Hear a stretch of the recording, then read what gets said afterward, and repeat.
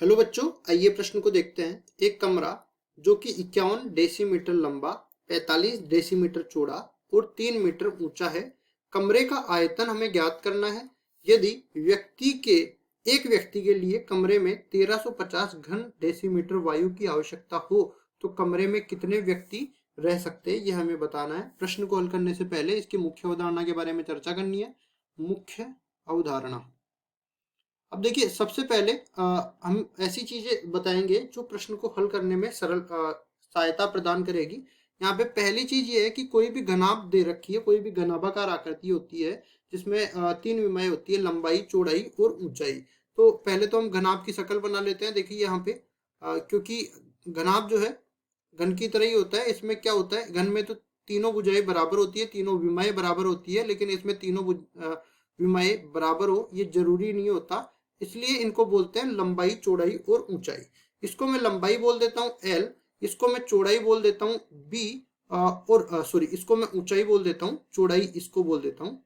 ये अपने पास B है और ये ऊंचाई जो है H है। तो घनाभ का जो आयतन है, आयतन V बराबर ये हो जाएगा लंबाई गुणा में चौड़ाई गुणा में ऊंचाई।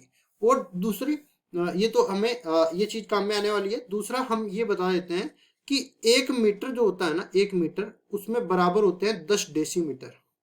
ठीक है जी। अब चलते हैं, सवाल को हल करते हैं। तो यहाँ पे सबसे पहले हम लोग कमरे की जो लंबाई है, मतलब घनाभ की लंबाई मैं बोल सकता हूँ, तो L बराबर में किसके दे रखी है, 51 डेसीमीटर के बराबर दे रखी है। फिर B की बात करता हूँ तो चौड़ाई कितनी दे रखी है, 45 डेसीमीटर के बराबर दे रखी है, तो 45 डेसीमीटर लिख लेते हैं। ये हम लोग लिखते हैं कमरे की विमाएं, कमरे की विमाएं। ठीक है जी। क्योंकि कमरा एक घनाभ है तो यहाँ पे घनाभ भी लिख देते हैं। घनाभ की विमाएं हम लोग लिख रहे हैं, L आ गई, B आ गई, और ऊंचाई कितनी दे रखी है, 3 मीटर के बराबर दे रखी है। तो 3 मीटर को, जैसा कि मैंने बताया कि 1 मीटर 10 डेसीमीटर के बराबर होता है, तो 3 मीटर 30 डेसीमीटर के बराबर हो जाएंगे।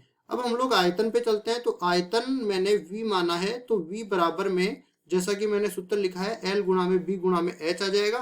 तो ये आ जाएगा 51 गुणा में 45 गुणा में 30, इसके बराबर आ गया। अब देखो, इसको हम लोग आगे सरल करते हैं तो अपने पास बन जाएगा क्या, 68,850 घन डेसीमीटर। घन डेसीमीटर, पहले तो इसको हिंदी में लिख देंगे फिर इसको इंग्लिश में लिखेंगे।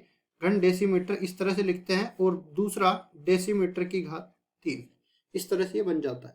अब देखो, हमें क्या बोला है कि एक व्यक्ति के लिए इतनी हवा की आवश्यकता होती है। अब आगे चलते हैं। देखो, व्यक्तियों की संख्या हमें निकालनी है, तो इसको लिखते हैं एक व्यक्ति के लिए आवश्यक हवा का आयतन, आवश्यक हवा का आयतन, हवा का आयतन किसके बराबर दे रखा है, ये 1350 घन डेसीमीटर के बराबर दे रखा है। 1350 घन डेसीमीटर के बराबर दे रखा है। तो यहाँ पे क्या करेंगे, व्यक्तियों की संख्या निकालने के लिए, व्यक्तियों की संख्या, कमरे में उपस्थित व्यक्तियों की संख्या किसके बराबर, मतलब कितने, ज्यादा से ज्यादा कितने व्यक्ति कमरे में आ सकते हैं, तो ये बराबर आ जाएगा कमरे का आयतन, कमरे का आयतन, और नीचे आ जाएगा एक व्यक्ति द्वारा, एक व्यक्ति द्वारा ग्रहण की गई हवा का आयतन, ग्रहण की गई हवा का आयतन, हवा का आयतन। अब देखिए, इसको हम लोग आगे सरल करते हैं। तो ऊपर जो कमरे का आयतन है ना, वो इसी रूप में लिख देंगे, गुणनखंड रूप में, क्योंकि काटने में आसानी रहेगी। तो ऊपर तो अपने पास क्या आ जाएगा, 51 गुणा में 45 गुणा में 30, इसके बराबर आ गया। और देखिए, नीचे अपने पास ये हवा का आयतन किसके बराबर, 1350 घन डेसीमीटर के बराबर दे रखा है।